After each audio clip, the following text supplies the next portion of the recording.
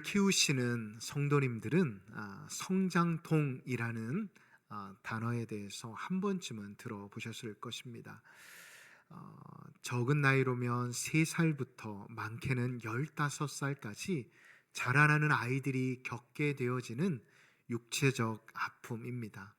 성장통이라는 것은 정확한 의학 용어는 아니지만 뼈가 자라면서 근육이 그만큼 성장하지 못하여 아이들이 밤사이에 느끼게 되어지는 극심한 고통을 성장통이라고 합니다. 그런데 이 성장통이 단지 자라나는 아이들에게만 있는 것일까요? 저는 오늘의 본문의 말씀을 통해 우리 교회 안에도 이러한 성장통이 있지 않나 생각해 보았습니다. 오늘 교회의 모습, 초대 교회의 모습이 어떠합니까? 2장, 3장, 5장, 6장을 걸쳐서 초대교회 예루살렘 교회가 흥왕하여 많은 제자들이 많아졌음을 오늘 본문 1절은 우리에게 말씀하고 있습니다. 그런데 교회가 성장하기 위해서는 몇 가지가 필요하다고 합니다. 우선 말씀이 뜨겁고 은혜로워야 합니다. 그리고 신방이 잘 되어야 합니다. 뿐만 아니라 그에 따른 사람 수에 맞게끔 행정이 뒤따라야만 교회가 원만하게 성장할 수 있고 평안하여질 수 있다고 합니다. 그런데 안타깝게도 이 초대교회는 하루, 한 주, 한 달이 지나갈수록 사람의 수가 많아졌지만 그에 따르는 행정력, 다시 말해 구제 사역하는 일에 있어서 좀 문제가 생겼음을 오늘 본문은 우리에게 말씀하고 있습니다. 우리가 1절을 한번 눈으로 보실까요? 1절 하반절을 보면 원망하니라고 기록이 되어 있습니다. 다시 말해 주일의 예배의 시간을 통해 그들이 예배를 통해 은혜를 받았지만 곧 예배가 끝나고 나면 다시금 이곳 저곳에서 볼멘 소리들, 교회 리더들과 교회를 향한 안타까운 소식들이 들려지게 되었다라는 것입니다. 자, 그렇다면 어떤 문제들이 교회 안에 있게 되어진 것일까요? 여러분, 다시 한번 1절을 한번 보실까요? 1절을 보니 상반절에는 제자가 더 많아졌다라고 기록이 되어 있습니다. 경제학자들은 성장도 중요하지만 분배가 더 중요하다라고 이야기를 합니다. 주려면 확실히 분배하여 주고 그렇지 않으면 하지 않는 게 낫다라고 이야기를 합니다. 왜냐하면 제대로 분배가 되지 않으면 여기저기서 볼멘 소리들이 들려지기 때문입니다. 사도행전 2장을 보면 마가의 다락방 오순절 사건 이후 성도들이 은혜를 받게 되었습니다.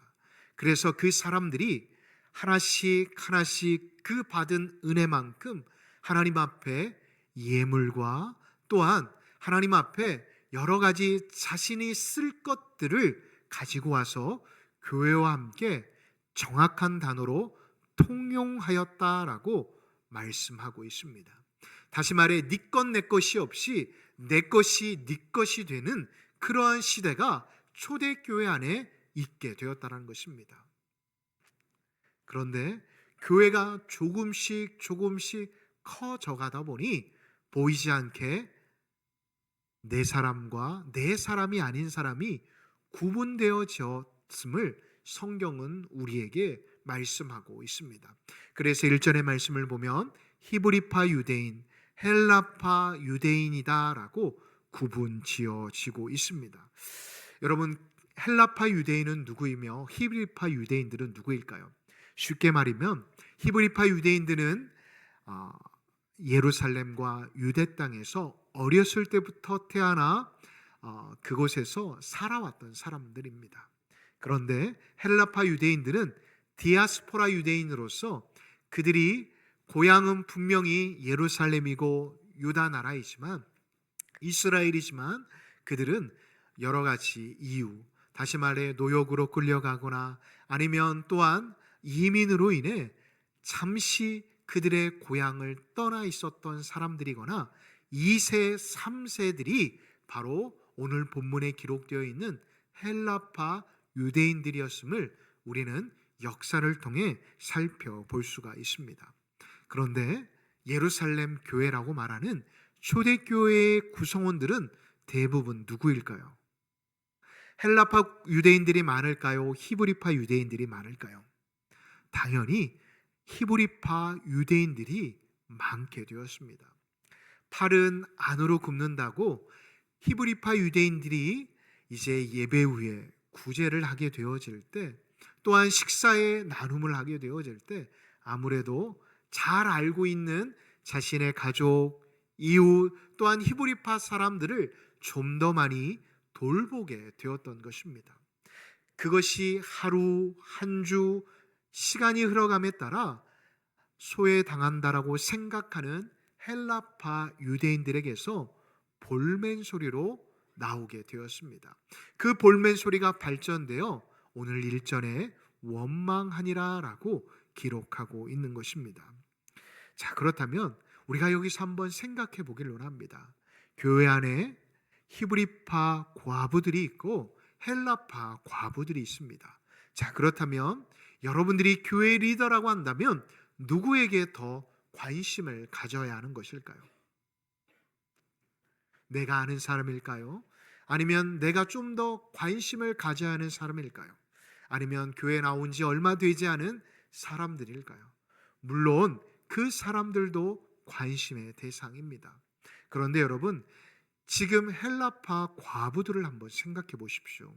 이들은 우선 그 당시에 소외당하고 또한 무시당할 수밖에 없었던 연약한 과부들입니다.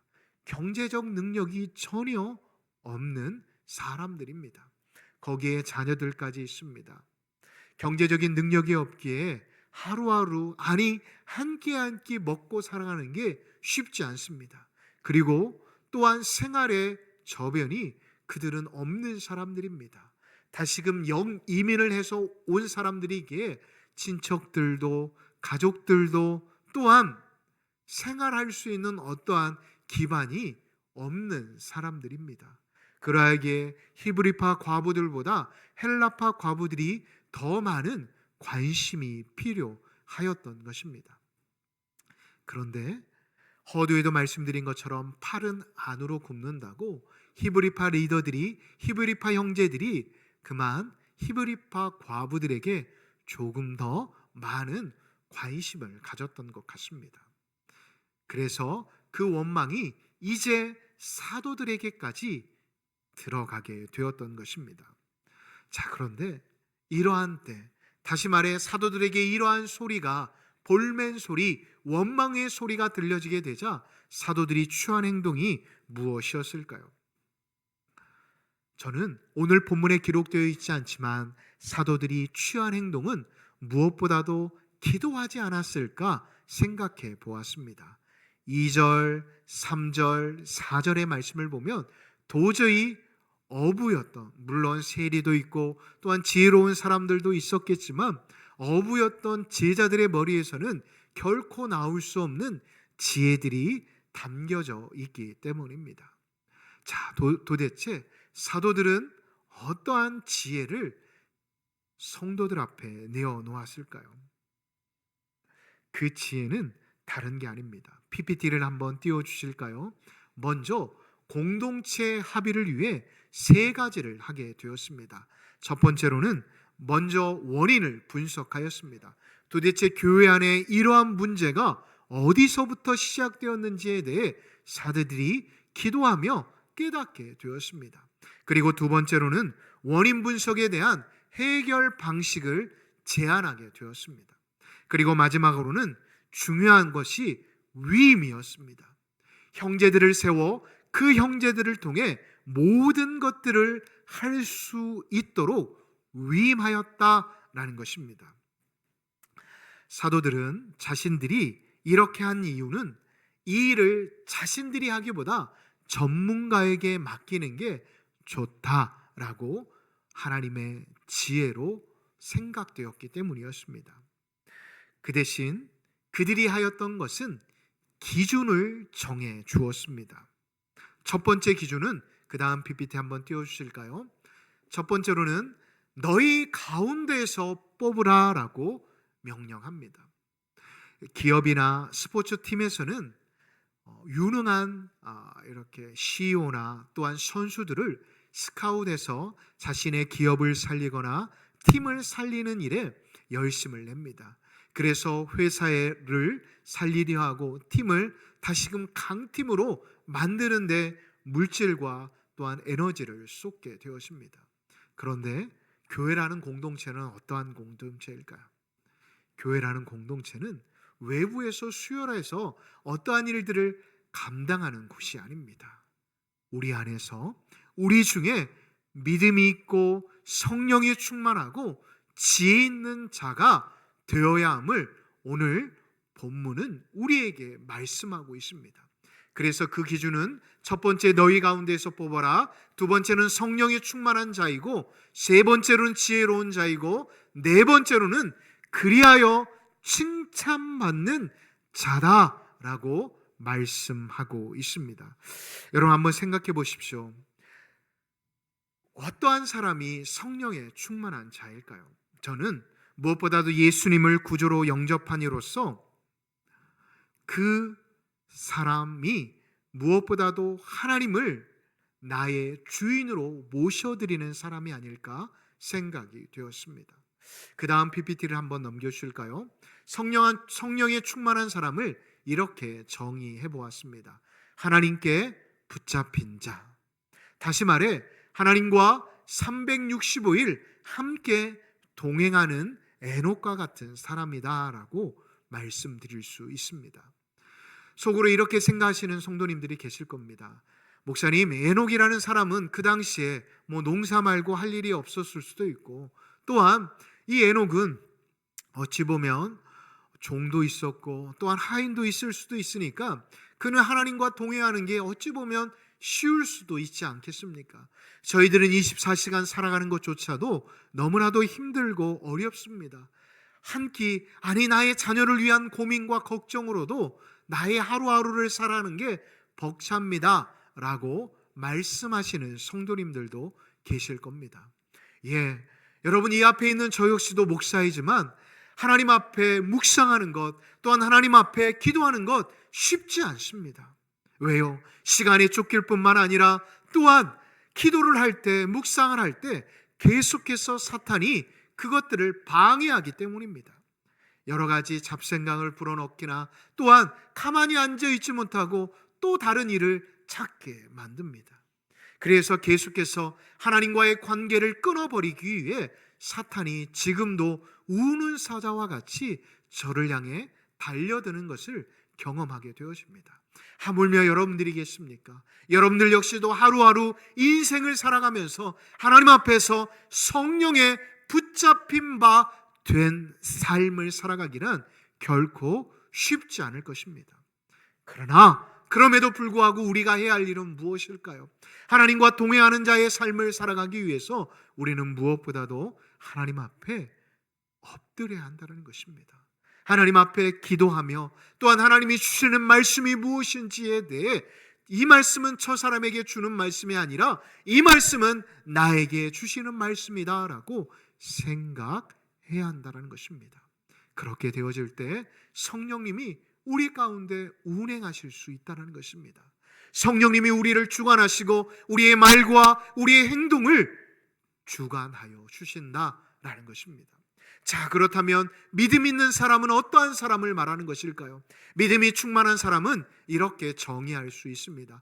모든 일에 하나님께 맡기고 하나님을 의지하는 사람이다 라고 말할 수 있습니다. 여러분, 지금 여러분들의 신앙의 모습을 돌아보십시오. 믿음의 사람이다 라고 말을 하면서도 정말 하나님을 의지하고 하나님이 나의 전부이심을 신뢰하며 하나님 앞에 모든 것들을 의탁하고 계시는지 한번 여러분들의 신앙생활을 점검해 보았으면 좋겠습니다. 사랑하는 성도 여러분, 지금도 하나님께서는 성령 충만한 사람, 믿음 있는 사람들을 찾고 계심을 믿으십니까? 그렇습니다. 하나님은 이러한 사람들을 사용하신다라는 것을 잊지 마시기 바랍니다. 자, 그렇다면 성령 충만한 사람, 믿음이 충만한 사람들, 이 사람들을 한 문장으로 요약하면 뭐라고 말할 수 있을까요? 이 시대의 용어로 말하면 영성이 충만한 사람이다 라고 말할 수 있는 것입니다. 사랑하는 성도 여러분, 정말 여러분들은 영성이 충만하신 성도님들이십니까? 하나님이 찾으시는 그 영성이 충만하신 사람들 말입니다. 자, 그렇다면 지혜로운 사람은 어떠한 사람일까요? 여러분, 지혜란 인생의 박자를 맞출 수 있는 사람이 아닐까 생각해 볼 수가 있습니다. 있어야 할 때와 없어야 할 때를 바로 아는 사람 말입니다. 지혜 없는 자의 열심은 많은 그가 속한 공동체인 가정, 직장, 사업장, 교회 공동체 또한 어떠한 집단에 혼란을 줄 뿐입니다. 문제를 야기할 뿐이라는 것입니다. 왜냐하면 자기 것만 주장할 때가 결국은 자기만 주장하거든요. 사랑하는 성도 여러분, 하나님의 마음, 하나님의 충만한 사람들은 문제를 야기하는 사람이 아니라 문제를 해결하는 지혜로운 사람임을 믿으시기 바랍니다. 다시 말해, 문제를 말하는 사람이 아니라 자기가 그 문제의 해결에 대안이 되어야 한다는 것을 잊지 마시기 바랍니다. 다시 말해, 오늘 본문에 선택된 7명의 집사는 방관자나 비판자가 아니라 해결하는 사람들이었습니다. 교회 항존직분자들인 우리 장로님, 권사님, 집사님들은 다시 한번 말씀드리지만 비평하는 사람, 문제를 야기하는 사람이 아니라 일하고 또한 그 자리에서 문제가 발생하였을 때 그 문제를 해결하는 사람이라는 것을 잊지 마시기 바랍니다. 물론 교회 일을 할 때 참 난감한 상황들에 부딪힐 때가 참 많이 있습니다. 그렇다면 그때 어떻게 해야 할까요? 우리 광남교회 성도들은 기도하는 사람, 믿음의 사람, 성령에 충만한 사람들이 되어서 그 문제를 터뜨리는 사람, 그 문제를 야기시키는 사람이 아니라 그 문제를 자기가 안고 갈 수 있는 믿음의 사람들이 되시기를 예수님의 이름으로 축원합니다. 문제를 풀어내고 그 문제를 통해 하나님의 섭리를 깨닫는 자야말로 진정 지혜로운 사람입니다. 말씀으로 돌아갑니다. 사도들은 교회의 원망이 생긴 것은 영적인 문제에서부터 발생되어졌음을 자각하게 되었습니다. 교회 일들이 원망으로 발생한 것은 바로 우리들 사도들의 문제였다라는 것입니다. 그러하기에 사도들은 이러한 문제가 기도와 말씀에 집중하지 못하였다라고 판단하고 그 문제를 이제 더 이상 발생시키지 않기 위해서 사역을 나누려고 합니다. 여러분 한번 생각해 보십시오. 교회가 어떻게 형성이 되었습니까? 교회가 봉사를 하다, 교회가 구제 사업을 열심히 하다 교회라는 공동체가 형성이 되었습니까? 절대 그렇지 않습니다. 교회라는 곳은 하나님의 말씀이 선포되어지고 그 말씀이 능력이 이 자리 가운데, 이 예배의 자리 가운데 나타나게 되었을 때 사람들이 하나, 둘 모이기 시작하면서 하나의 교회라는 공동체가 이루어졌음을 잊지 마시기 바랍니다. 다시 말해, 교회란 본질 말씀으로 돌아가지 않는다라고 한다면, 말씀 앞에 서지 않는다라고 한다면 교회는 무너질 수밖에 없다라는 것을 잊지 마시기 바랍니다. 물론 교회가 구제나 봉사가 중요하지 않다라고 말씀드린 것 절대 아닙니다. 사도들은 말씀 봉사와 식당 봉사가 너무나도 중요하다라는 것을 알았지만 본인들 스스로가 자각하기에 둘 다의 사역을 감당하기엔 역부족이다라고 생각했던 것입니다. 그래서 식당 봉사와 복지 사역을 감당할 수 있는 일꾼들인 집사 7을 세우라 명령하였던 것입니다. 여러분, 왜 그랬냐 하면 이 당시에는 지금보다 더 먹고 사는 게 중요한 문제가 더 중요한 게 없었습니다. 하루 한 끼 먹는 게 힘든 사람들이 너무나도 많았기 때문이었습니다. 그래서 이 먹는 것은 생명적 사귐을 넘어 연합, 하나가 되어지는 핵심 그 자체였습니다. 그래서 예수님의 사역을 보면 거의 다 먹는 사역이에요. 세일이나 또한 몸을 파는 여인이나 또한 가난한 사람들과 함께, 그리고 제자들과 함께 예수님은 식탁의 교제를 많이 하였음을 성경을 통해 알 수 있습니다. 그래서 이러한 모습에 대해 유대인들은 예수님을 향해 먹기를 탐하는 자다라고 말하기도 할 정도였습니다. 이만큼 교회라는 공동체는 먹고 교제하는 게 중요하다라는 것입니다. 여러분, 우리 교회 역시도 보시기 바랍니다. 우리 예배 시간에 이렇게 웃는 분들 별로 없거든요. 그런데 식사 시간만 되면 다들 그냥 행복해 하시는 모습들을 봅니다. 물론 우리 교회 식당 봉사팀이 너무 맛있는 음식을 해주셔도 그렇지만 여러분, 그만큼 우리가 식탁 교제를 통해 서로 보이지는 않지만 또 다른 영적인 교제를 하고 있다라는 단면의 모습이다라고 말씀드릴 수 있는 것입니다. 여러분, 그러하기에 고작 식당 봉사가 아니라 식당 봉사에도 성령 충만한 사람, 믿음이 충만한 사람, 지혜가 충만한 사람들이 그 자리에 있어야 한다는 것입니다. 어찌 보면 우리 교회는 아니지만 다른 교회들 보면 가장 정책당에 하다 보면 이슈가 식당 봉사예요. 식당을 없애라. 여성들은 식당을 없애라. 남성들은 아니다. 먹는 게 중요하다. 교사들 역시도 먹는 게 중요하다라고 이야기하면서 정책당회 때 목사님들과 장로님들이 가장 머리 아파하는 게 식당 봉사입니다.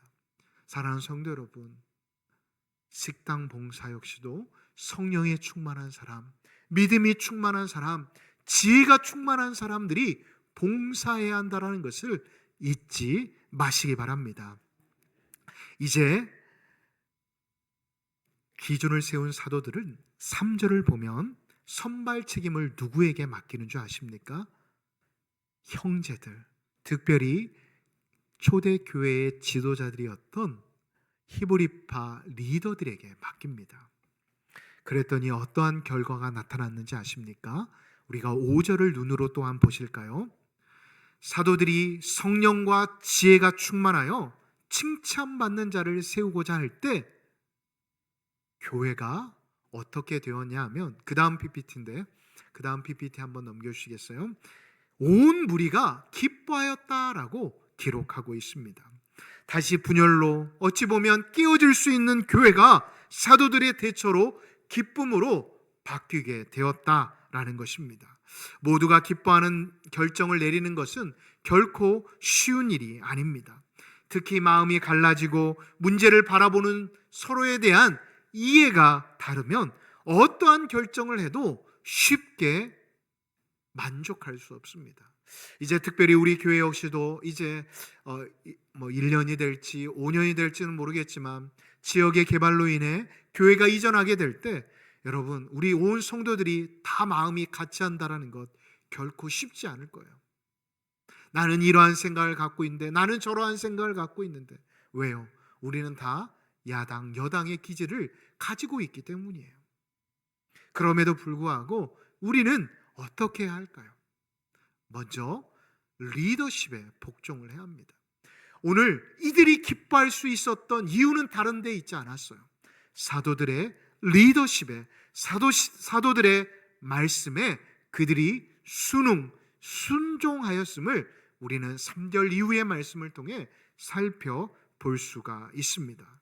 사랑하는 성도 여러분, 교회라는 공동체는 예수님과 복음 중심, 또한 말씀 중심으로 모여야 함을 믿으십니까? 그렇습니다. 이랬더니 나타나는 형상이 무엇이냐 하면 바로 7절입니다. 우리가 7절을 다 같이 한번 읽도록 하겠습니다. 하나님의 말씀이 점점 왕성하여 예루살렘에 있는 제자의 수가 더 심히 많아지고 허다한 제사장의 무리도 이 도에 복종하니라. 아멘. 여러분, 교회가 이렇게 문제가 해결되니, 성도들의 마음 가운데 잃어버렸던 기쁨이 회복되어지게 되니 교회가 평안해졌다라고 말씀하지 않습니다. 뭐라고 말씀하냐면 하나님의 말씀이 점점 어떻게 되었다고요? 이게 중요합니다. 말씀이 뜨거워지고 말씀이 살아있게 되어지니 예루살렘에 있는 제자의 수가 많아지고 제사장들 역시도 이 도를 어떻게 되었다고요? 복종하였더라라고 성경은 기록하고 있습니다. 다시 말해 말씀에 그들이 순응하고 순종하였더니 결과는 말씀이 더욱더 왕성하여지고 그 말씀을 사모하는 이들이 넘쳐나게 되었다라고 성경은 우리에게 말씀하고 있습니다. 교회를 하다 보면 의심이 생기고 그 의심이 이런저런 말로 카더라라고 하죠. 퍼질 수가 있습니다. 저도 부교육자 생활을 한 12년 하다 보니 성도님들 가운데 이런 말씀을 하시는 분들이 계세요. 아니, 교회가 공산당보다도 더 못한 것 같다라고 말입니다. 여러분, 그건 교회를 잘 모르시는 분들입니다. 여러분, 교회 리더십은 무엇일까요? 교회 리더십은 담임 목사에게 위임이라는 이름으로 모든 것을 하나님의 이름으로 또한 성도를 대표하여 받은 자입니다. 한번 PPT를 한번 띄워줘 보실까요? 위임이라는 단어는 맡길 위, 맡길 임이라는 단어가 하나가 되어진 단어입니다. 다른 사람에게 지워 맡기다라는 것입니다. 맡기다라는 것은 무엇일까요? 책임을 지워준다라는 것입니다. 다시 말해 위임받은 자는 모든 일에 있어 그 일들을 책임지고 감당하는 것입니다. 그 책임이 되지 않으면 위임받은 자는 또한 어떠한 때가 되고 그 일에 대해 제대로 감당하지 못하면 또한 그 자리에서 내려와야 한다는 게 바로 위임받은 자의 두려움입니다. 자, 그렇다면 장로님들은 어떠한 사람일까요? 장로님들은 무엇보다도 성도님들이 기도하며 선택하신 분들입니다. 여러분, 이 리더, 장로님들이 세워지는 건 그냥 세워지는 게 아니에요. 무려 성도들의 3분의 2 이상이 이분이 우리 교회의 리더로서 합당합니다 라고 해서 세워진 분들입니다. 그래서 장로님과 담임 목사가 하나가 되어 교회라는 조직은 당회로 묶여집니다. 이 당회라는 조직이 모든 것들을 그냥 좌지우지하는 게 아니라 성도님들의 목소리와 또한 담임 목사의 리더십에 따라 교회가 어떻게 하면 정확하고 건강하고 바른 방향으로 나아갈 수 있는지에 대해 판단하는 조직이 바로 교회의 제일 상위 기관인 당회라는 것입니다. 그래서 어찌 보면 교회를 잘 알지 못하는 분들은 교회가 공산당보다 못하다라는 소리를 할 수도 있습니다. 그러나 그 사람은 죄송하지만 교회를 잘 알지 못하시는 분들입니다. 그런데 교회가 큰 소리가 나고 흔들리는 교회들을 보면 어찌 보면 당회가 폐쇄적이고 잘못된 부분들도 있는 모습들을 보기도 합니다. 물론 그것도 중요하지만 저는 서로에 대한 신뢰가 더 중요하지 않나 생각이 되었습니다. 여러분, 오늘 초대교회는 역사학자들은 적게는 5,000명, 많게는 10,000명 정도가 되는 성도들이 모이게 되었다고 합니다. 여러분 한번 생각해 보십시오. 어부들이 무슨 행정을 알고 어부들이 무슨 숫자에 능하겠습니까? 물고기 팔고 톤수로 재가지고 물고기를 넘겨봤던 사람들이 물론 세리도 있었겠지만 뭐 그 돈만 계산하고 있었겠습니까? 또한 서로의 마음들도 잘 안 맞을 수도 있었을 것입니다. 어떠한 사람들은 갈릴리에 살던 사람, 어떠한 사람 예루살렘에 살던 사람, 어떠한 사람들은 또 여리고에 살던 사람들이 모여있기 때문입니다. 그럼에도 불구하고 이들이 하나 되어 교회 문제를 해결할 수 있었던 이유는 어디에 있었을까요?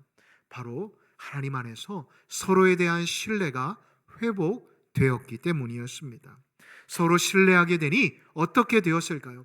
서로 그 신뢰한 그 결과로 인해 기뻐함을 회복하게 되었다는 것입니다.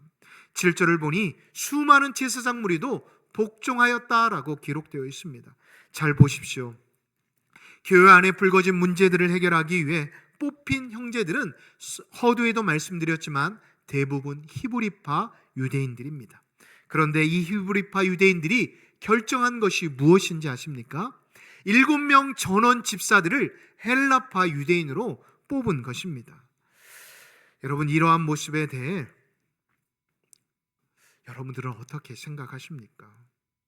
세상은 힘이 가진 쪽이 힘이 없는 쪽을 보이지 않게, 아니 합법적으로 누르는 것을 당연하다라고 생각합니다. 또한 이러한 모습에 그 누구도 뭐라고 할 수 없습니다. 그래서 계속 그런 방법으로 자신들이 우위임을, 자신들의 힘을 자랑합니다. 그러나 여러분, 교회는 어떠한 곳일까요? 교회는 힘을 내려놓아야 이기는 방식이 통하는 곳이 바로 교회라는 것을 잊지 마시기 바랍니다. 아멘을 안 하시네요. 제가 너무 어렵게 했나요, 여러분? 아니죠. 여러분, 우리 교회 목회 방침 39년 동안 우리 올라오 목사님부터 계속해서 이어져 내려왔던 목회의 지침이 무엇입니까? 내가 죽어야 교회가 어떻게 된다고요? 모르시는 쇠가족들이 오늘 많이 오셨나요? 아니시죠? 아니, 히터 좀 꺼주시겠어요? 너무 더운 것 같아요, 여러분. 여러분, 내가 죽어야 교회가 어떻게 된다고요? 내가 살면 교회는 어떻게 된다고요? 죽는다라는 것입니다. 힘을 쓰는 방식으로 가면 결국은 모든 사람이 고통의 자리로 나아갈 수밖에 없는 게 바로 힘의 방식입니다. 세상의 방식을 교회 안에 끌어들이게 되면 어떻게 되어질까요? 교회는 흔들리고 교회는 분열되어질 수밖에 없다라는 것입니다. 결정권을 가진 다수파가 소외당한 소수파에게 문제 해결권을 주게 되니 교회가 어떻게 되었습니까? 다시 말해 힘의 원리가 작동되지 않으니 말씀이 살아나고 말씀이 말씀답게 사람들의 마음을 움직이게 되었다라고 성경은 우리에게 말씀합니다. 사랑하는 성도 여러분, 우리 광남교회 역시도 하나님께서 원로 목사님을 통해 세우신 그 목적과 뜻은 다른 데 있지 않습니다.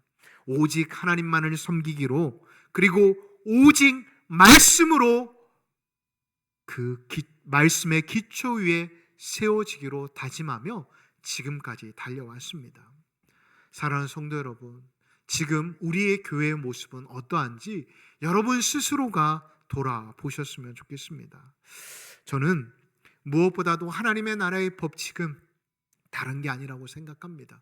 저는 특별히 7절의 말씀에 주목하였는데, 제사장들이 더욱더 그 도에 복종하는 모습. 여러분, 제사장들은 누구입니까? 자신들이 원해서 제사장직을 감당하는 자들이 아닙니다. 부모가 제사장이었고 또한 할아버지가 제사장이니까 어쩔 수 없이 제사장 일을 하는 거예요. 그래서 삶이 예배였던 사람들이었는데 그 사람들이 변화되는 게 쉬웠을까요? 그 사람들이 이 무식한 사도들의 이야기에 복종하는 게 쉬웠을까요? 절대 쉽지 않았을 것입니다. 그런데 어떻게 그들이 복종하게 되었을까요? 살아있는 하나님의 말씀이, 날카로운 하나님의 말씀이 그들의 신부, 그들의 마음을 헤집어 놓았기 때문이었습니다. 다시 말해 그것뿐만 아니라 삶의 모습으로 보여지는 초대교회의 성도들의 모습이 정말 이것이야말로 하나님의 나라의 모습이구나라는 것을 깨닫게 되었다라는 것입니다. 내가 먼저 양보하고 내가 먼저 손 내밀고 내가 먼저 내가 가진 것을 나누어주는 그러한 모습이 바로 초대교회 안에 있었다라는 것입니다. 저는 우리 광남교회가 이런 교회가 되었으면 좋겠습니다. 저는 우리 교회가 복음을 통해 더욱더 흥왕해 가는 교회가 되었으면 좋겠습니다. 교회 리더십들이 성령 충만, 또한 말씀 충만, 기도 충만, 또한 지혜 충만한 자들이 계속해서 세워져 나가 하나님 보시기에 아름다운 교회, 우리 교회에 나온 모든 성도들이 그 삶의 무거운 짐들을 내어 던지고 기뻐할 수 있는 그런 교회가 바로 우리 광남교회가 되었으면 좋겠습니다. 이 일에 여러분들이 동역자가 되어주시길 바랍니다. 여러분들이 함께하여 주실 때 하나님께서 우리에게 하늘의 은혜를 부어주실 줄 믿습니다. 믿습니다. 아멘.